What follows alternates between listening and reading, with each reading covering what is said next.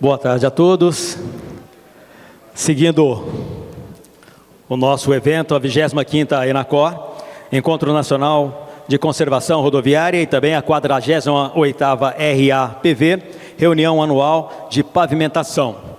Prosseguindo as nossas palestras, quero convidar aqui, aliás, já está aqui do meu lado direito, para ser o presidente da mesa, o Juliano Manzano, que é presidente do DER do Paraná, e também, como secretária, a Larissa Zapt da Costa, do DER do Paraná. Sejam todos bem-vindos e obrigado aqui. Quero convidar agora o Juliano Manzano para que ele convide os dois palestrantes desta tarde. Juliano, com você. Convido então Pedro Pérez da Silva para comparecer aqui no palco. Vou ler o mini currículo dele.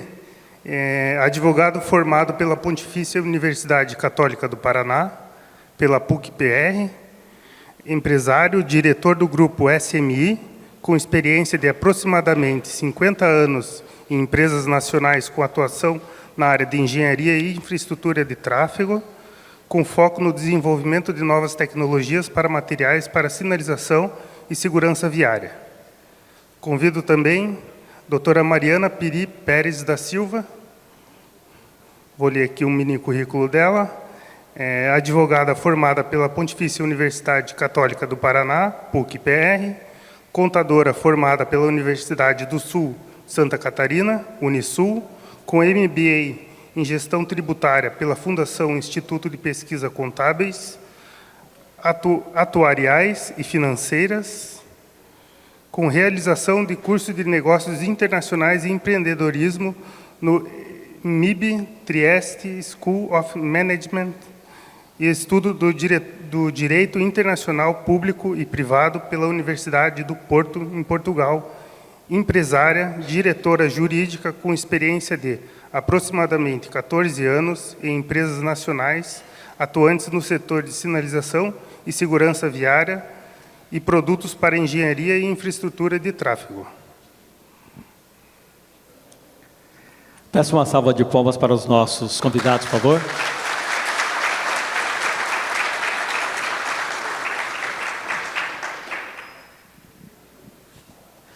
Podemos começar a nossa palestra. Senhor Pedro Pérez da Silva.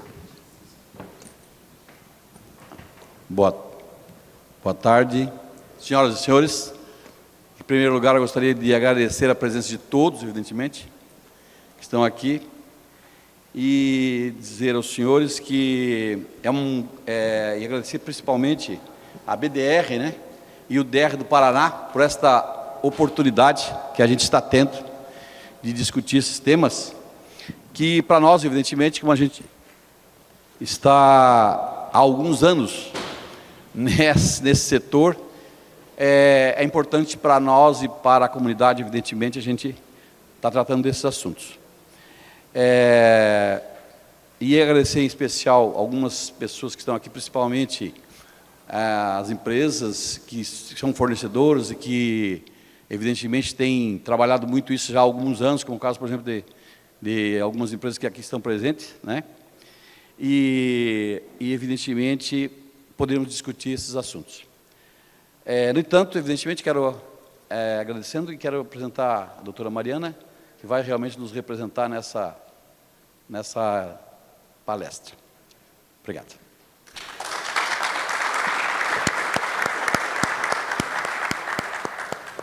Bom, boa tarde a todos. Então, eu queria trazer para vocês, começar aqui, que até um tempo atrás, acho que colocar todas essas palavras no mesmo slide era mais ou menos um sonho. Né? A gente trazer inovação, segurança, licitação pública, servidores públicos com empresas, era algo que a gente pensava meio impossível de acontecer. E nessa foto aqui, eu sou essa pequenininha aqui. Então, há muito tempo, acredito que tem muitas pessoas aqui que têm tempo de experiência, o que eu tenho de vida, mas a gente sempre viveu isso lá em casa, de segurança, de rodovias, do que a gente podia fazer melhor. E eu lembro que nessa idade aqui, Eu cheguei para o meu pai e perguntei assim, pai, como é que as pessoas sabem aonde que a faixa tem que ser, eu chamava de pontilhada, e aonde que ela tem que ser reta? Como é que a gente sabe quando pode ultrapassar ou não? E ele me falou que quem definia isso era quem ia guiando a máquina. Então, aquela pessoa, o trabalhador que estava fazendo a pintura, a hora que ele enxergava que ele conseguia ultrapassar na rodovia, ele pontilhava. A hora que não podia, ele fazia contínua. E é uma situação que em muitos lugares a gente encontra isso ainda, infelizmente. E a gente não pode mais aceitar, e eu acredito que o mercado, as pessoas, os profissionais vêm trazendo isso para a gente cada vez mais. Então, entendendo essa situação de que a gente tem que trabalhar com capacidade, com tecnologia, com técnica, a OMS trouxe, em 2005, começou esse estudo de que os acidentes de trânsito hoje, né, que a gente chama de sinistros, seriam a terceira maior causa de morte no mundo, que seria um colapso da saúde pública nesse sentido. Então, o que eles poderiam fazer para que isso não acontecesse? Porque uma morte no trânsito, ela é evitável. Então, junto com a ONU, decidiram trazer, então, a década de ação de segurança no trânsito. E, com isso, na primeira década, que foi de 2010 a 2020, eles fizeram, no Brasil, a gente conseguiu uma redução de 34%, e a meta era 50%. Por que talvez a gente não conseguiu isso? A gente ainda estava começando a caminhar e entender que a segurança na rodovia depende de todo mundo. Nesse aspecto, veio a questão da abordagem da visão zero, que eu acredito que muitos que estão nessa sala aqui já compreendam e estudem isso, que a gente não é que a gente não pode ter acidente, mas a gente não pode ter morte, a gente não pode ter lesão. A gente tem que tentar evitar ao máximo fazer com que a responsabilidade, às vezes, por alguma coisa que o motorista acabou favorecendo ou se descuidando, cause a morte dele. Então, isso a gente tem que tentar evitar ao máximo. A questão da visão zero é a integração. A gente tem que eliminar os problemas ou as consequências que a gente pode trazer na rodovia. Não atingindo na primeira década o resultado esperado, que era a redução de 50% das mortes, em 2021 foi lançada a segunda década de ação de segurança pelo trânsito, e baseando em 5 pilares principais, pensando de que a segurança no trânsito ela não é feita isolada. Ela não é feita só pela rodovia, ela não é feita pelo automóvel, ela não é feita pelos agentes de trânsito, ela é feita por um conjunto de ações integradas que, com o resultado disso, a gente tem um trânsito mais seguro. Então, hoje, a meta que a gente tem, né, que todos nós temos no mundo, é tentar evitar 1,3 milhões de mortes por ano e evitar 500 milhões de pessoas feridas gravemente no trânsito. E a gente fica pensando assim, tá, Mariana, mas como é que a gente pode fazer isso? Acho que muitas pessoas que estão aqui fazem isso no dia a dia e acabam, às vezes, nem se dando conta de como isso é importante. Por quê? De como isso é importante, como isso é natural, né? Que a gente deveria pensar sempre como continuar melhorando isso, melhorar a rodovia, pensar lá na frente, não pensar no hoje, né? Então, isso é muito importante da gente trazer. E o investimento, que eu acho que uma das coisas principais que a ONU traz no estudo dela, é justamente investir em projetos e manutenção.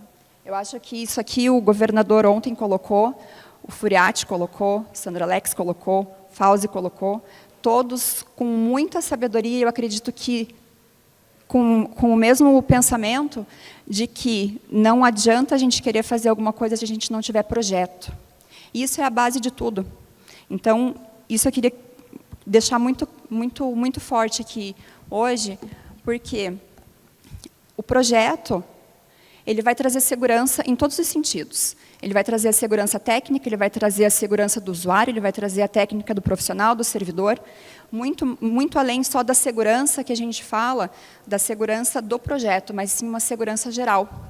Pensando nas soluções específicas que precisam ser colocadas em cada local.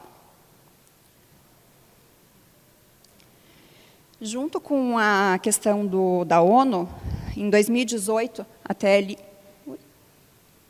em 2018, o Brasil encampando essa ação da ONU, da DAST, trouxe o Penatrans, na Lei 13.614, não sei se eu coloquei errado, na 13.614, e em 2021, com a resolução do CONTRAN, ele efetivamente colocou para o Brasil, e todos nós que trabalhamos nessa área, uma obrigação de buscar essa meta de redução de mortes. Na verdade, como a gente estava brincando esses dias, não é uma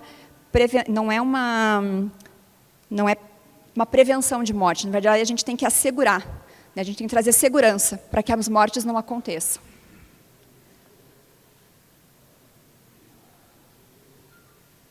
Deixa eu ver só se eu... E no Brasil, embora a ONU tenha 5 pilares, no Brasil a gente tem 6 pilares para fazer isso acontecer. E desses 6 pilares, o que é muito importante, que eu queria muito chamar a atenção de vocês, é que nós aqui nessa sala somos responsáveis diretamente na sinalização por 4 deles. Então, assim, dos 6 pilares que a gente pode trabalhar e que o Brasil definiu como pilares para a gente evitar ou tentar evitar as mortes, os acidentes graves, 4 estão em nossas mãos. Isso é muito importante a gente ter consciência do que isso significa. Mas, Mariana, como é que eu sou servidor público, como é que eu posso pensar que lá na ponta eu trabalho aqui com o edital? Eu sou sou presidente da comissão de edital, de licitação. Como é que eu aqui posso pensar que eu que vou ser responsável por uma morte lá da rodovia? Isso não é problema meu problema é colocar a licitação na mesa. Daí é que a gente se engana, porque a efetivação de uma rodovia segura, ela começa na contratação. A forma de contratação ela é importantíssima. E, muitas vezes, a parte antes do edital ela é deixada de lado. E eu queria muito, muito, muito que vocês saíssem com esse pensamento e com essa... Se eu conseguir chamar a atenção de vocês para isso, eu já vou ficar bem feliz. Por quê?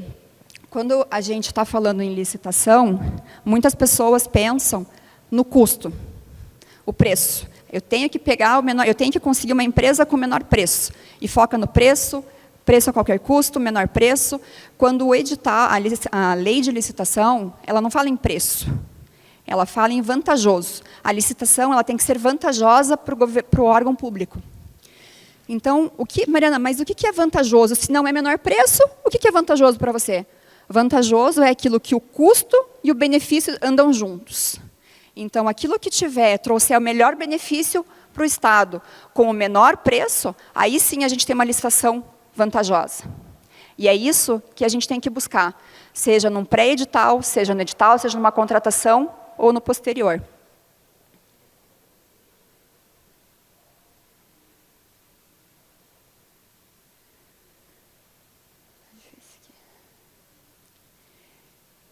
E aqui eu queria chamar a atenção de vocês para essa frase aqui do Dr. Luciano, que ela é um pouco forte, mas eu acho que essa parte principal aqui, o menor preço ou a menor qualidade na prática é o que normalmente a gente tem de resultado quando a gente não tem objetivos fixados, parâmetros objetivos e estudos para que a gente tenha maior vantajosidade. Então, assim, é muito forte a gente escuta assim, eu escuto, né, na parte jurídica. Mariana, mas se eu não fizer isso, eu vou responder para o Tribunal de Contas. Ou se eu não fizer isso, o Ministério Público vai me questionar. Quando a gente tem o custo-benefício andando juntos, buscando uma solução apropriada, a gente consegue defender isso tecnicamente. O que a gente não pode querer buscar só o custo, só o menor preço, porque no menor preço você não tem, muitas vezes, a melhor qualidade. E a gente tem que pensar que, na nossa área, e eu até peço licença para falar, porque eu não sou engenheira, mas trabalho e convivo com engenheiros desde que eu nasci, e trabalho na área de vocês, o custo ele pode fazer uma vida diferente Eu não estou falando aqui de uma qualidade, às vezes, não denegrindo, mas não é um café, às vezes, não é uma caneta que vai deixar de funcionar. Uma solução inadequada ou uma solução mais barata, quando a gente coloca na rodovia, pode custar uma vida. E isso não tem preço. Então, assim, Mariana, como é que a gente pode fazer? O principal é a gente entender o que precisa. Não adianta licitar, eu preciso pintar uma rodovia. Tá, mas a tua rodovia, qual que é o tipo de tráfego? Qual que é o VDM? É carga pesada? É tráfego rural? O que existe na rodovia, você sabe? Vocês sabem o que existe isso? A necessidade? É uma rodovia classe 1, uma rodovia classe 2? Então, isso é muito importante. Antes de começar o edital, fazer a lição de casa. Quando você faz a lição de casa, você começa a entender o que você precisa contratar e trazer isso, daí sim, para a comissão de licitação. Olha, eu preciso de tais itens, de tal situação para atender a minha necessidade prática. E como é que a gente faz isso? Também não adianta a gente querer colocar, o servidor tem que saber tudo. Nem sempre os servidores sabem tudo. Não é, às vezes, porque está ocupando um cargo que a pessoa sabe tudo o que ela precisa. É claro que a gente está em constante atualização, está em constante busca de informações, mas a gente tem que saber que há uma sinergia. Há pessoas, há recursos onde a gente pode buscar essa informação. A gente, o que não pode é ficar esperando que as coisas aconteçam e que as informações venham até nós. Então, por mais que a gente não saiba, a gente tem que buscar. Buscando isso, a gente pode começar a construir alguma coisa. E na parte de rodovia e de sinalização, especificamente, o que é muito importante que o DR fez com excelência, o DR Paraná fez com excelência, que a gente ouviu, inclusive, hoje o Furiati falando do investimento que o DR está colocando, de 100 milhões em anteprojeto. Como ele falou, sem projeto a gente não tem nada. E isso é muito importante, é saber aonde a gente está pisando, saber o caminho que a gente tem que traçar. E, inclusive, eu quis trazer isso aqui em específico. A ABSEV é uma associação brasileira de segurança viária que tem como mote, como objetivo, trazer uma consultoria técnica para quem necessita, para quem precisa, para quem tem dúvida. Não é para quem não sabe, não necessariamente não é para a pessoa que não sabe da informação, mas às vezes precisa de alguma coisa mais detalhada, mais específica, um questionamento, o que tem no mercado, quais são os materiais novos da área X, eu estou com um ponto crítico, qual que é o melhor material que poderia me ajudar a resolver aquele ponto crítico. Então, a gente tem que desmistificar um pouco a questão de que o fato de eu não saber, eu não preciso me responsabilizar, e de que eu não preciso correr atrás, pelo contrário, a gente precisa correr atrás cada vez mais. E disponibilizar para todo mundo, e principalmente para os usuários e para o cidadão brasileiro que paga seus tributos, um trânsito seguro. E a gente só consegue trazer um trânsito seguro se a gente sabe o que precisa, se a gente conhece o trecho, se a gente conhece as rodovias. Não adianta eu querer contratar, como infelizmente acontece muito no Brasil, a gente vê assim, muita ata que coloca lá um quantitativo, sei lá, totalmente imaginário. Como a ata não é obrigada a executar, às vezes não performa nada. Passou lá 12 meses, acabou a ata, ou não faz contrato, passa o tempo, ou faz contrato e só vai renovando só para o município ou para o estado ter a garantia de que, se precisar, a empresa está lá para executar. E isso traz custo tanto para as empresas quanto para o órgão, e principalmente para o usuário, que ele não vai ter atendido a necessidade dele. Porque o que acontece? Vamos supor uma rodovia que o tráfego seja pesado e a gente tenha uma velocidade de 100 km por hora e um VDM alto. Não adianta eu colocar uma tinta à base d'água. Eu vou ter, às vezes, a durabilidade ali de 2 semanas, se tiver ainda muito alta, uma intersecção de trânsito, uma paralisação de trânsito contínua, então eu vou ter profissionais no campo, eu vou ter situações onde eu vou colocar pessoas em risco muito mais vezes. Então, se eu tiver o estudo de toda a situação, eu vou conseguir dizer que para aquele ponto ali, talvez eu precise de um metilmetacrilato ou de um termoplástico. Então, é isso que precisa ser analisado antes de pedir a contratação pública. E eu quis trazer isso aqui para vocês, porque é obrigação do Estado buscar inovação técnica, ciência, desenvolvimento e tecnologia. Então, a gente tem que parar de pensar que quem tem que se pensar na tecnologia são só as empresas. A empresa desenvolve, e daí quando entrar na norma, quando acontecer alguma coisa, eu trago para o edital.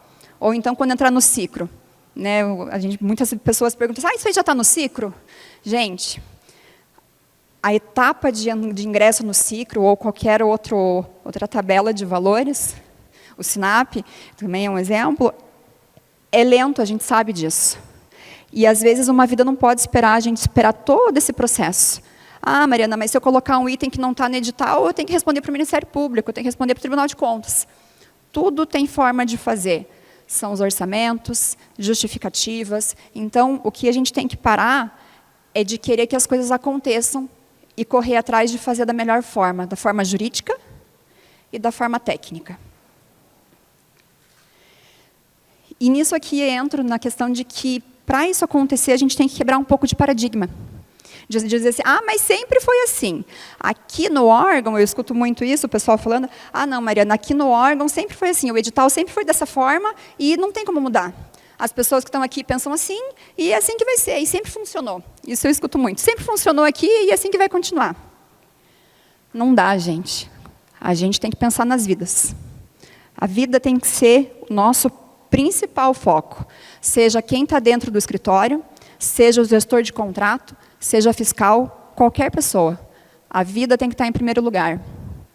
Então, a gente tem que pensar sempre, principalmente servidores públicos que estão fazendo uso do dinheiro da população, como colocar da melhor forma para trazer o melhor resultado. E nisso, eu trago aqui mais duas questões que eu acho importantíssimas. O edital, hoje, normalmente, o termo de referência vem à parte, e o edital em si, ele traz lá a legislação. Gente, isso não tem problema ser igual para todo mundo, porque a legislação não vai mudar. Mas, o que é muito importante é a gente ter o termo de referência. Aqui eu até trouxe impugnação, que eu queria chamar a atenção de vocês. A impugnação do edital, muitas vezes, é vista no órgão como a empresa que está querendo atrapalhar. Não impugno o edital porque vai atrapalhar o andamento, eu já estou atrasado, eu tenho que colocar isso aqui na rua, eu tenho que fazer acontecer. Se você impugnar o edital, você não vai deixar acontecer. Gente, o edital é a forma como a empresa que pretende trabalhar para o governo tem de questionar ao contratante se o que ela entendeu é exatamente aquilo, e se, por acaso, o material que ele está utilizando realmente é adequado à necessidade que ele tem lá. Então, às vezes, eu falo assim, a gente tem que dar um passinho para trás e pensar, o que é melhor? É a gente, talvez, atrasar, entre aspas, 5 dias, 10 dias um edital, um mês, ou a gente ter uma execução futura que não sirva para o resultado esperado. Então, acho que é importantíssimo isso. E uma questão que eu sempre discuto com os meus clientes, enfim, na empresa também, é que quando veio a autorização a mudança da legislação e que foi autorizado pelo Tribunal de Contas da União de que contratação de serviço de engenharia poderia ser feito por pregão, você tira toda a parte técnica, porque pregão é para compra, que a gente chama de coisas de prateleira. Você pega aquilo que está pronto e você coloca ali. Hoje, com as situações que a gente vem encontrando, a gente enxerga que segurança viária não é nada de prateleira. O trânsito, a rodovia, ela não está na prateleira, ela muda todo dia. A necessidade muda todo dia. As circunstâncias mudam todo dia. Então, o que a gente precisa ver ter isso inconsciente, o que eu preciso para a situação que eu tenho na realidade. Nessa sequência, eu queria trazer uma questão aqui, que também sempre me falam muito. Ah, Mariana, mas eu não posso colocar no termo de referência que eu quero material X, que eu quero um produto mais ou menos assim, porque talvez tais empresas não consigam colocar. Gente, porque eu tenho que dar igualdade para todos participarem. A legislação fala em isonomia. Isonomia não é sinônimo de igualdade. Isonomia é sinônimo de equidade. E quando a gente traz na Constituição Federal, exatamente nisso, todos são iguais perante a lei, mas a gente tem que dar o tratamento igual aos iguais e desigual aos desiguais. Então, eu não posso querer que todo mundo trabalhe igual. A gente tem que fazer a diferenciação, porque senão o resultado da licitação, lá quando a sinalização estiver feita, não vai ser o esperado. Então, a gente tem que se preocupar muito com isso.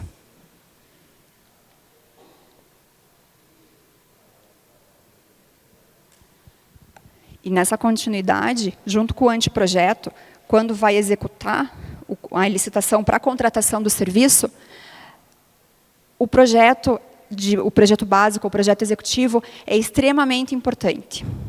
Extremamente importante. E eu acho que há pouquíssimos anos a gente consegue ver isso na prática, na sinalização. Como eu disse lá no início, antigamente era na visão de quem estava pilotando a máquina. Ou do engenheiro, do supervisor que estava ali, aqui eu coloco uma placa, o fiscal pensava, aqui eu quero colocar uma outra placa. E, infelizmente, isso ainda é realidade em muitos lugares. Graças a Deus isso vem mudando, e graças ao trabalho de muitas pessoas, mas isso ainda é realidade e a gente precisa mudar. Os contratos de execução de sinalização, de engenharia, precisam ter projeto. Depois da contratação da empresa, a gente tem que ter o acompanhamento e fiscalização. E o que é isso? É o gestor do contrato, o fiscal do contrato, também tem que conhecer os produtos que foram licitados, para saber se a execução do serviço que está sendo feita é efetivamente o que se esperava quando contratou. Então, vocês vejam o quanto isso é uma sinergia. Todo mundo tem que trabalhar em conjunto para a gente ter um resultado possível.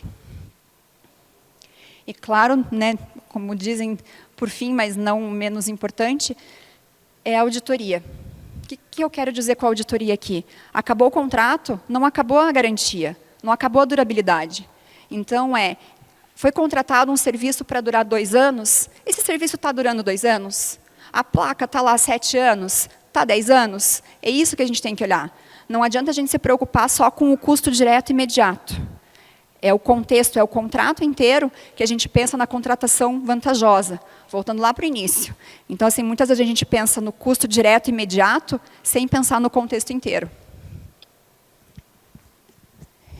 E, nesse sentido, queria passar um videozinho para vocês, que traz muito isso aqui. Quantas vidas a gente pode aceitar perder para o trânsito? Eu não sei se, acredito que muitas pessoas já devam ter visto, mas é um vídeo que, para mim, é bem forte.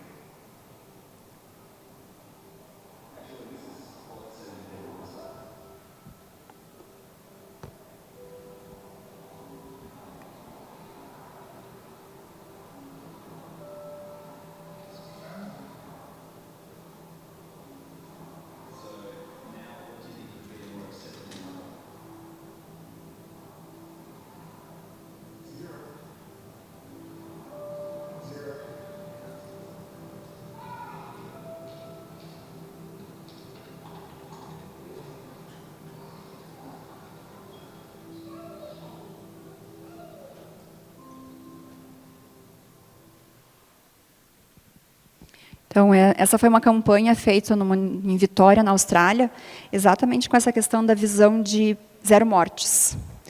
Porque a gente, quando está na frente, e eu digo a gente porque, por mais que eu trabalhe mais no setor privado, eu me coloco tão responsável quanto os servidores públicos que estão definindo lá na frente. Todos nós somos responsáveis pelas mortes que acontecem. Então, a gente não pode pensar na morte como um número. A gente tem que pensar na pessoa, que às vezes acaba sofrendo um acidente, como a pessoa que deixou de chegar em casa, a pessoa que deixou de abraçar seu filho, ou de encontrar sua família. Então, não adianta a gente pensar no custo imediato, mas sim no resultado que a gente quer com as soluções que a gente coloca.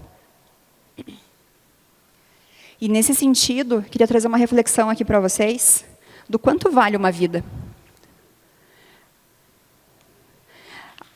Muitas pessoas, e eu fiquei muito feliz ontem e hoje com o que eu ouvi, de que as pessoas estão colocando investimento. Não se fala mais em custo. Em alguns lugares ainda se fala, mas está mudando isso. E eu queria trazer essa reflexão para a gente pensar cada vez mais nesse sentido. Quando a gente faz um serviço de infraestrutura, de segurança viária, não tem que pensar como um custo para o Estado, para o município. É um investimento na vida. Custo é isso aqui. Custo é o quanto a gente gasta com os acidentes. Isso aqui foi 2014, são informações, que 2014 foram gastos 12 bi num ano, só para fazer o atendimento dos acidentes nas rodovias federais, sem contar as estaduais ou os municípios grandes. Isso aqui é custo. R$ 261 mil por acidente, qualquer acidente, uma média.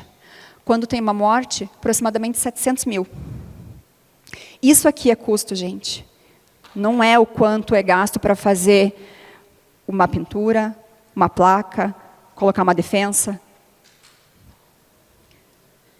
E isso aqui, de 2007 a 2018, o Dr. Paulo Pegas trouxe que em 11 anos foram gastos, isso aqui sim, custo, para os socioeconômicos. E quando eu coloco socioeconômicos aqui, é o que envolve tudo. É a saúde, é o quanto a economia deixou de girar, é o quanto a gente perdeu como sociedade como um todo.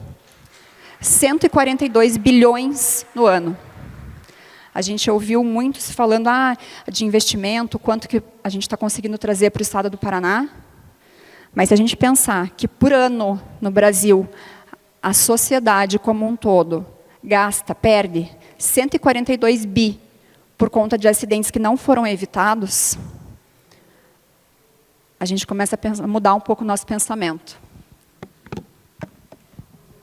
Então, o que eu queria trazer para vocês desse sentido de custo e investimento é que uma licitação que define os produtos e serviços adequados às necessidades vai fazer com que o investimento na segurança da vida e na segurança e na vida dos usuários não resulte em um custo à sociedade. Isso aqui eu queria muito que vocês prestassem atenção, porque faz toda a diferença. Quando a gente está pensando num custo e quando a gente pensa no investimento. E quando a gente pensa, como é que eu invisto, Mariana? Como é que eu vou colocar a melhor solução? Baseado na técnica, não tem mágica. O pessoal fala assim, Mariana, me dá uma solução. Não tem mágica, gente. Vocês sabem muito melhor do que eu, que é técnica. O que a gente precisa é conhecer a técnica. Isso sim. É ir atrás, é buscar informação, é buscar resolução. E aqui eu trouxe essa figurinha aqui para descontrair um pouco, porque o que eu sinto muitas vezes, trabalhando talvez na parte jurídica, até eu queria perguntar aqui, tem mais alguém aqui na plateia que seja da área jurídica ou todos são mais da parte técnica? Não sei se tem alguém aqui que é da parte jurídica. Eu fico até envergonhada, porque a Procuradoria, Ministério Público, Tribunal de Contas, tinham que estar aqui. Todo mundo tinha que estar aqui, para entender o trabalho que vocês fazem, os milagres que vocês trazem para a realidade no trecho, para fazer acontecer. O pessoal fala assim, é muito fácil para quem está lá sentadinho ver custo, e realmente é, porque quem está lá não sabe o que vocês passam na prática. A emoção que eu vi o Fauzi ontem, a emoção que eu vi o Furiati hoje, de ver acontecer, de ver o trabalho acontecendo, Eu não posso nem imaginar o quanto que eles já passaram de noites perdidas e pensando em como resolver a questão para salvar vidas. E isso, quando a gente está lá na parte teórica, meu pai fala muito que na prática a teoria é outra, e é verdade, quem está só na teoria não consegue entender a prática. Por isso que eu falo que é uma vergonha não ter ninguém aqui. Por quê? Porque é sempre visto órgãos de controle contra servidores públicos. Órgãos de controle contra iniciativa privada. Eles pensam no valor direto, no custo direto, enquanto a gente está pensando em como a gente pode fazer para salvar as vidas. Não dá mais para a gente pensar desse jeito. E um grande exemplo que hoje o Furiati colocou foi aquele aditivo de 70% que eles fizeram num contrato. O que eles fizeram? Chamaram o Tribunal de Contas. Então, o que a gente tem que fazer é trabalhar em sinergia, é parar de pensar que a gente está num ringue e que é um contra o outro. É todo mundo a favor da vida. É isso que a gente precisa mudar de mentalidade. E é por isso que os órgãos de controle, Ministério Público, Tribunal de Contas, Procuradoria, tem que estar trabalhando aqui em conjunto, entendendo o que vocês fazem, entendendo a realidade, para daí conseguir pensar numa saída jurídica de forma a trabalhar em conjunto. Né? Porque, além disso, a gente ainda vê também muitos servidores trabalhando, achando que a iniciativa privada está contra eles, alguma situação, e não, a gente está todo mundo junto. O trânsito seguro, ele só tem como dar certo, e é o que a gente vem vendo, quando está todo mundo trabalhando em sinergia. Comunidade acadêmica, sociedade civil, órgãos de controle, administração pública, iniciativa privada. E, então, o recado que eu queria muito eficaz também aqui para vocês é isso. É trânsito seguro, é trabalho em sinergia. É todo mundo junto. Não é cada um para o seu lado. Não é todo mundo se defendendo. É todo mundo atuando em prol de alguma coisa. E um dos exemplos que eu queria trazer para vocês aqui de resultado nisso foi o BR Legal 1, que já foi o primeiro programa nacional, junto com o Penatrans, que trouxe isso, melhorar o serviço na rodovia federal, redução da severidade de sinistros, readequação de projetos de sinalização, e a previsão era de, em 5 anos, ser investido 4,2 bilhões. Então, a gente pensa assim, tá, Mariana, eu tenho um custo de 142 bilhões por ano de forma socioeconômica, e eu tenho um custo de 12 bi por ano só do acidente. Se a gente investisse isso aqui, o resultado que a gente teria nesse quadro aqui, foram investidos menos de 3 bilhões. E o resultado que a gente teve foi uma redução de mais de 30% nas mortes, nos acidentes. E como não podia deixar de trazer, agradecendo a engenheira Narayana, e aqui agradeço o DR, para trazer o case de sucesso que eu acho que está em voga e está mais disseminado agora aqui no Brasil, é o PROSEC. Não vou adentrar muito nele, porque eu acho que muitas pessoas vão falar, e o que eu queria chamar a atenção para vocês é que o que eu falei para vocês de fazer a tarefa de casa, o DR fez a sua tarefa de casa.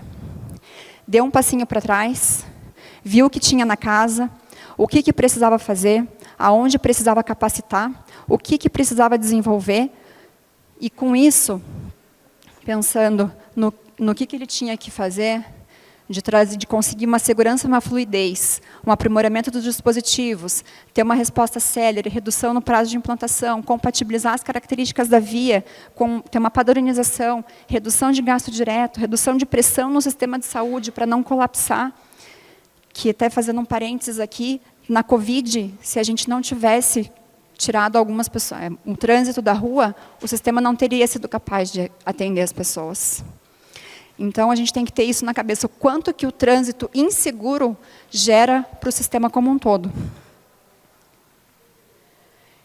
E uma das coisas mais importantes aqui, quando a gente fala em tecnologia, quero trazer produtos, a gente não está falando necessariamente em valor, mas sim em otimizar o recurso. É colocar a solução adequada no local correto.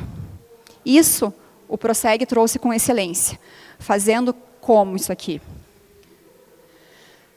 A tarefa de casa que era saber o que tinha. Então, qual que foi a primeira coisa? Vamos ver o que a gente tem, para depois a gente entender o que a gente precisa.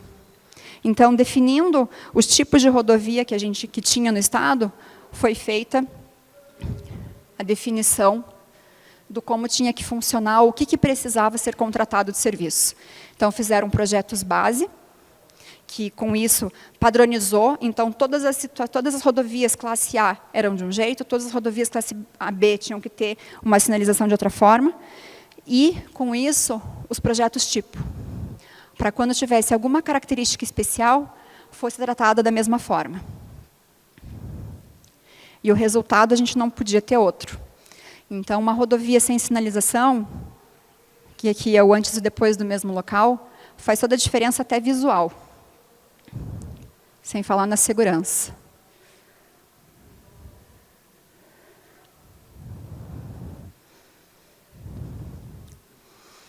Então, assim, gente, quando a gente fala de tecnologia, não adianta a gente pensar só no melhor celular, no melhor carro, em tudo que a gente está fazendo. A gente tem que pensar na tecnologia como um todo, como uma sinergia, um resultado global.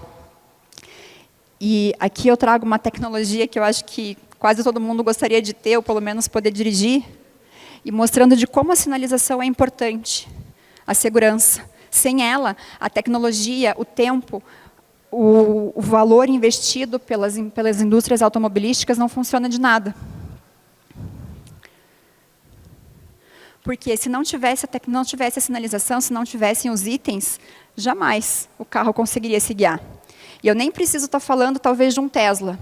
Poderia estar falando hoje, vários carros já têm essa tecnologia de verificação, de reconhecimento das faixas.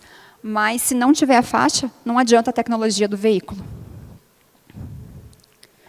Então, é muito importante a gente prezar, como diz, pelo básico. O básico, no caso, é a segurança mínima.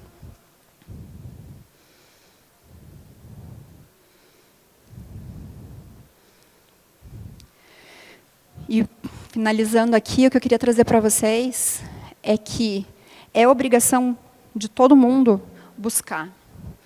Eu não posso dizer que eu não sabia. A gente tem que saber, a gente tem que buscar, a gente tem que correr atrás. Não dá para dizer, o Código de Trânsito Brasileiro, por isso que eu trouxe ele aqui, ele fala que a responsabilidade é objetiva. Eu não tenho que dizer, não deu, não sabia. A gente tem que saber. Não pode usar como desculpa a questão de que desconhecia. E para a gente não desconhecer, a gente tem que estudar, a gente tem que correr atrás, a gente tem que se aperfeiçoar. Então, se eu conseguir passar aqui. Uma coisa que me perguntaram aqui, Mariana, mas vocês iam fazer uma palestra de tecnologia, de produtos de tecnologia, como inserir? Não, gente, a forma de inserir uma tecnologia é você ter um bom edital. Então, assim, eu podia trazer para vocês aqui os produtos que a gente fabrica, os serviços que a gente presta, os materiais que a gente tem à disposição, mas a ideia aqui, não sei se eu consegui traduzir para vocês, era o quão é importante a gente pensar antes, atuar durante e trabalhar depois. É um conjunto, e é todo mundo junto, é todo mundo responsável. Por quê? Aqui eu trouxe uma foto de quando a empresa começou. Para quem conhece Curitiba, Marechal Floriano, na década de 70. A sinalização era feita dessa forma. Em alguns lugares ainda é. E isso aqui é inaceitável. O que a gente tem que pensar é no futuro, como talvez os Jetsons fizeram. Eles estão fazendo 60 anos, 62 anos agora, 61 anos. E agora, na Covid, é que a gente viu isso aqui acontecendo. Então, a gente, na sociedade, na rodovia, a gente tem que pensar, como o governador falou ontem, é daqui a um tempo, é fazer o projeto médio e longo prazo. Porque se a gente não pensar hoje, e não começar a executar, não der o passinho para trás, a gente não vai ter o futuro. A gente não vai ter projeto para ser executado. E aqui eu queria trazer para vocês que todo mundo está na rua. Todo mundo. De alguma forma ou de outra, a gente depende da rodovia. E a grande responsabilidade do ir e vir é nossa, é sua. Vocês são responsáveis por fazer um trânsito seguro. E eu gostaria de que a gente tivesse esse pensamento toda vez que a gente estivesse fazendo qualquer coisa nessa parte. Seja na parte administrativa, seja parte fiscal, seja na parte do trecho, no que a gente estiver fazendo. Todo mundo é responsável dentro da sua área. Muito obrigada.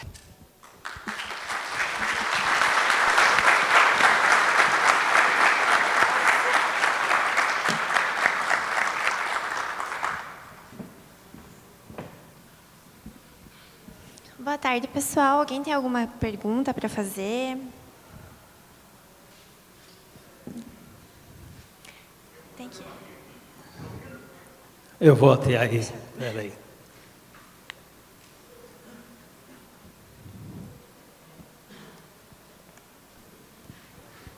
Meu nome é Pedro Pereira, eu sou engenheiro civil.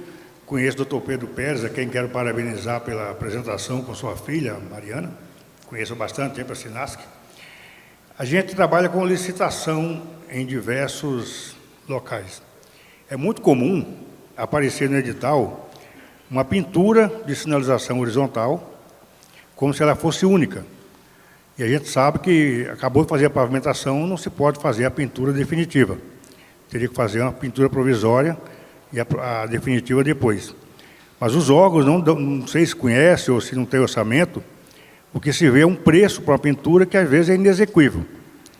Não sei como é que isso pode ser melhorado. E a outra coisa que eu vejo hoje em dia é a pintura termoplástica. Ela está totalmente defasada, os preços dela aí, nos alguns editais. A gente liga, não sabe de onde surgiu aquele preço. A pergunta também seria, será que vocês, como fornecedores, quando são contactados por algum órgão desse tipo, tem esses cuidados de informar, a pintura tem que ser assim, como ela falou da pintura, às vezes não é a base d'água ideal, ou então falar, tem que fazer duas pinturas, provisória, definitiva, ou termoplástica é diferente, não é a mesma coisa de fazer com balde, como se mostrou ali. Enfim, fica assim essa inquietação da minha parte.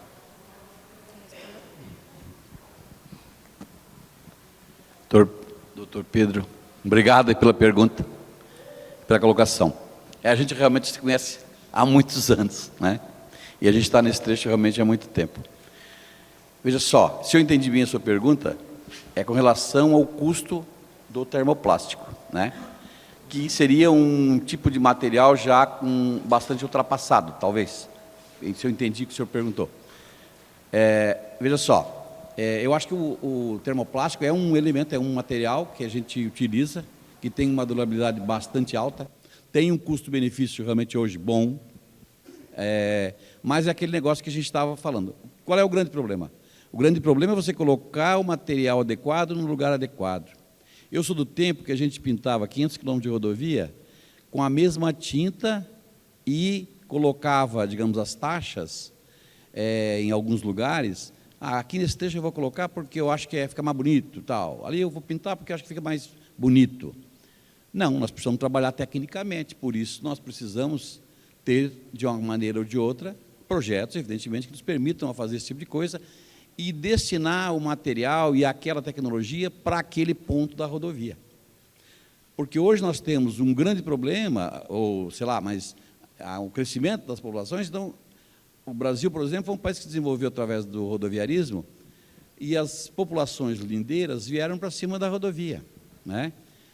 Então, nós temos hoje um tipo de tráfego grande em vários sentidos da rodovia. E como a gente chama, por exemplo, normalmente, de o tráfego local ou tráfego de passagem. Então, cada um tem uma maneira de entender esse tipo de tráfego, né? E aí é onde você vai ter o maior desgaste, menor desgaste do material e tal. Então, evidentemente que o material termoplástico não é um material ultrapassado, enfim, ele é um material realmente ainda atualizado. Nós temos outras tecnologias, e é isso que a gente está tentando colocar. É muito difícil de você fazer essa evolução, não só no Brasil, mas principalmente no Brasil, que nós estamos radicados, enfim, dentro de um termo de referência que tem que prever isso antes, e que esteja dentro do digital, porque a gente tem os órgãos de controle, de uma maneira geral. Mas isso aí é um absurdo, isso aí é um preço absurdo, quer dizer, não temos um parâmetro para a gente dizer, não, nós estamos fazendo de maneira correta. Por isso, a gente vem trabalhando em cima disso, para se fazer realmente um trabalho técnico anteriormente, ou desenvolvimento disso, antes da licitação, antes do edital, para depois formatar o edital, para que a gente possa evoluir tecnicamente e termos os materiais adequados, nos pontos adequados das rodovias. Desculpe se não sei se eu consegui lhe responder. Eu acho que também foi no sentido de questionamento, né? E eu acredito que não só nós, mas volta e meia a gente é questionado assim de valores para fazer orçamentação e tudo mais. E sim, é uma coisa que a gente se preocupa muito, porque a gente sabe a dificuldade que tem na ponta. Então, a questão da defasagem de preço, inclusive, são várias discussões que a Betrans, eu sei que está sempre à frente, a Absev, levam isso de forma diuturna e de forma bem séria para essa discussão. Porque não adianta a gente pensar, que eu estava falando ali, de custo só. É claro que também não posso ser hipócrita em dizer que o custo que o valor financeiro não gera resultado, porque a gente precisa trabalhar nesse sentido. Mas, com certeza, a questão dos valores pagos são itens que a gente discute muitas vezes, Dr. Pedro. Ok, quero agradecer então a presença dos dois palestrantes, o Pedro Pérez da Silva e também a Mariana Pérez da Silva. Salva de palmas para os dois, por favor. E agora o presidente da mesa, o Juliano Manzano, e a Larissa Sabe, secretária do DR do Paraná, vão integrar aqui os presentes para os dois palestrantes aqui.